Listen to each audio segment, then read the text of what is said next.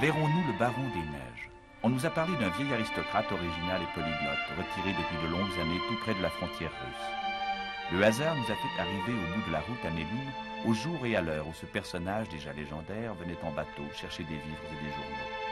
Il nous a invités à le suivre jusque dans sa retraite, et nous avons aussitôt embarqué pour ce domaine de rêve.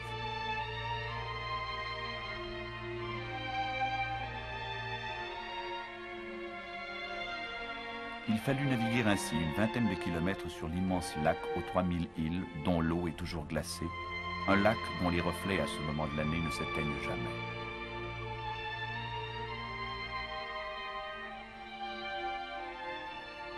Il y a 3 ans, le baron von Pandy, c'est son nom, faisait encore le trajet à Rame. Il est né voici 64 ans en Transylvanie, aujourd'hui roumaine, d'un père psychiatre et hongrois et d'une mère finlandaise.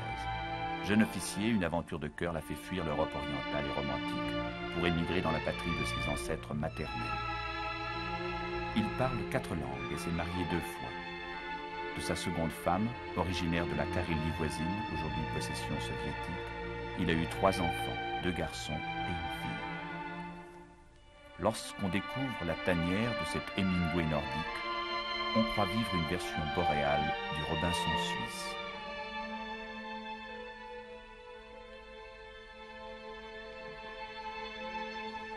On s'éclaire et on se chauffe à la flamme. On boit l'eau du lac. Elle est si pure qu'on se passe de la filtrer. Cette simplicité est l'image du bonheur. À sa nouvelle patrie, le baron von Pandy ne reproche qu'une chose, la prohibition de l'alcool. Il cumule les talents de bûcheron, charpentier, maçon, ébéniste, chasseur, pêcheur, explorateur, guide pour safari à ski, horticulteur et j'en passe. À ces heures même, on le découvre dans la longue lumière de l'été, écrivain et bientôt mémorialiste. L'hiver, il quitte parfois sa retraite et sa famille le temps d'une tournée de conférences en Europe. Il manie avec autant d'adresse la hache, le couteau, le fusil et la plume.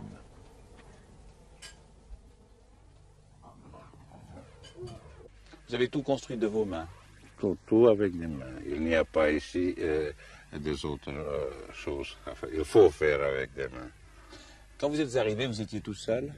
Tout seul, quelquefois, si c'était un travail lourd, alors j'ai eu quelqu'un pour des jours à m'aider, mais généralement j'étais seul. Ma première femme, elle a habité à la route, elle était directrice d'un hôtel de tourisme, et je l'ai vue seulement une fois par semaine. Vous aviez envie de solitude? À peu près, on m'a appelé une ermite, mais une ermite, il est aussi un philosophe. Moi, je ne suis pas un philosophe. Je vis. Mais vous savez ce qui se passe dans le reste du monde? Oui, une fois par semaine vient le porteur, le facteur, avec la poste, alors on lit les journaux et c'est assez. Nous avons aussi aujourd'hui une radio, mais c'est seulement pour les prognoses météorologiques. Le facteur vient juste ici? Il vient jusqu'ici, oui. Une fois par semaine, c'est chaque lundi. Alors c'est la poste pour une semaine. Et vous arrivez presque à vivre de vos produits ici? Presque, mais il y a toujours des choses coloniales et de ces choses qu'on ne peut pas avoir seulement dans les affaires. Qu'est-ce que vous arrivez à planter? Qu'est-ce que vous arrivez à cultiver ici? Pour des pommes de terre, des oignons et des autres végétables, d'asperges. Comme ça, quelques ans, j'ai eu 6 différentes sauces de végétables. Des asperges? Des légumes, pas des asperges aussi. C'est incroyable, ça. Pourquoi? Il faut seulement essayer, alors ça va. La baronne von Pandy et son fils reviennent de la pêche. Aucun souci pour le menu. L'eau est si poissonneuse qu'il suffit de jeter ligne ou filet pour trouver son choix. Madame Robinson ne parle hélas que le finnois et c'est pour l'oreille latine l'un des idiomes les plus impénétrables de l'Europe. Impossible donc de la mettre en veine de confidence. Nous savons seulement qu'elle trouve notre sud encombré, agité, absolument invivable. Le confort, c'est pour elle de vivre au rythme de la nature et de ses sentiments, sans s'inquiéter de l'heure. Pour sa femme, le truculent baron a réussi à faire pousser dans son jardin au bout du monde, à 500 km au-delà du cercle polaire, rappelons-le, au milieu des carottes, des topinambours et des salsifis, quelques superbes roses. Il est poète à sa façon. Pour ses fils dont il pourrait être le grand-père, c'est un ami merveilleux. Il s'applique avec un humour mélangé de vieille Autriche et d'éternelle Écosse à faire de ces rejetons d'authentiques lapons. Il n'y a pas trace d'angoisse dans les personnages de cet étrange tableau. Le baron des neiges a réussi, semble-t-il, à trouver la paix.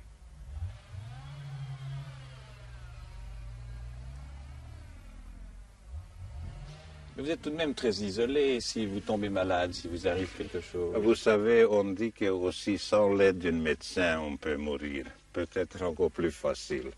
Et enfin, il y a 10 kilomètres d'ici, une garde de frontière, c'est-à-dire une maison où il y a du téléphone. On téléphonera à Ivalo et là vient le hélicoptère qui vous prend. Il faut marcher 10 km pour y aller. 10 kilomètres, mais 10 kilomètres sont ici comme 1 kilomètre chez vous. Pourquoi ça? Non, on est habitué, vous n'êtes pas habitué. En Europe centrale, si vous allez 10 kilomètres, vous faites votre testament. Et vos enfants vont à l'école? Ils vont à l'école, la fille est à Nelim, comment vous appelez l'école préliminaire, Oui, et les fils, ils sont à Ivalo, dans l'école moyenne, c'est-à-dire l'école supérieure. Ils sont à l'internat, ils ne peuvent pas À rentrer. internat, oui. Dans toutes les places ici et autre part de la Finlande aussi, les enfants qui ont leur famille, leur domicile, plus que 5 km de l'école, vivent dans l'internat aux frais de l'État, aux frais de la communauté. Et alors les enfants rentrent seulement pour les vacances. Vous les voyez peu au fond. Non, si le temps peut, c'est-à-dire si on peut venir encore, ils viennent chaque week-end. Mais si pas, alors une fois par mois, hors à Noël, à Pâques. Mais Pâques n'est pas sûr parce qu'on ne sait pas comment les conditions du glace. Et autrement, il vient en hiver avec des skis et quelquefois avec des rennes.